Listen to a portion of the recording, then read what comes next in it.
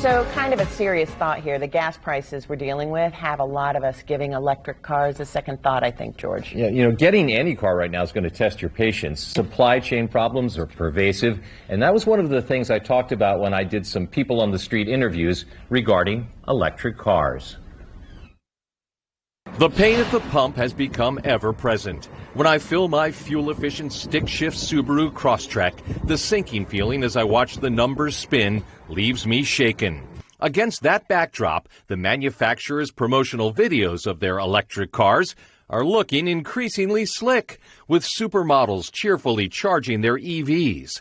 Wait, is there really an electric Chevy Silverado that when fully charged has 20,000 pounds of towing capacity? Fact is, when I visited the AMP at 16 Tech on a recent afternoon, I found people considering the notion of dismissing combustion engines for electric vehicles. I'm thinking about it. My tank was actually $75 to fill up last week, and I think it's definitely a thought when we see the uptick in gas prices. So definitely giving it some thought. We talked about an electric car 2 years ago, and I think the price of it was pretty prohibitive for our family.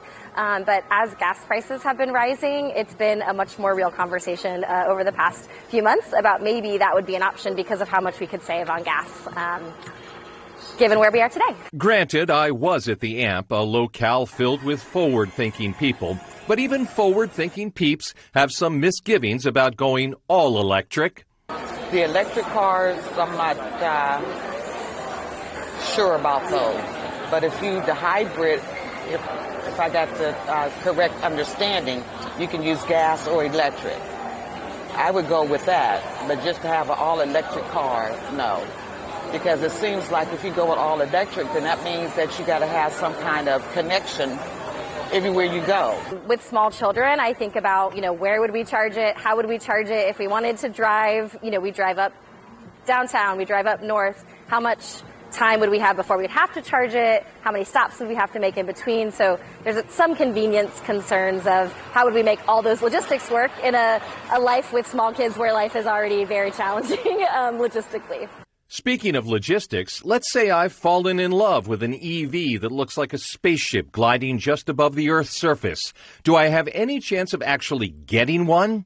Enter Nathan Hecht. This tech wizard, who is every bit as smart as he looks, created the RODO app to get you whatever car you want, EV or fossil fuel. So, Nathan, I think I paid $5.13 a gallon yesterday. A lot of people are paying more than that. Can you get me an electric car? Sure. We can get you either a new or a used electric car on our app, RODO, RODO.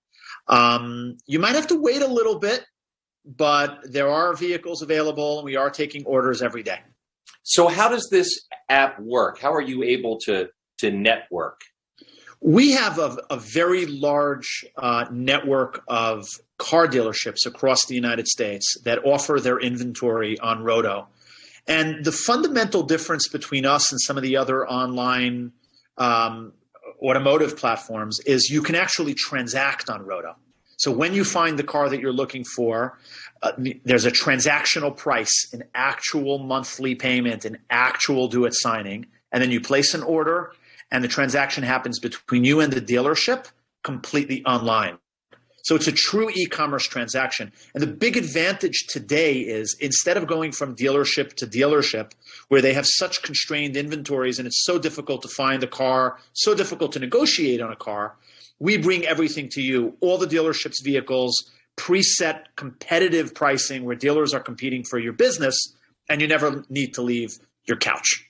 I hadn't been briefed on the RODO app when I was perusing these promotional EV videos, but Nathan Hecht appears to have his thumb on our pulse. I'm giving more and more thought every day. I have to fill up my mom's excursion. Man, that's a hassle.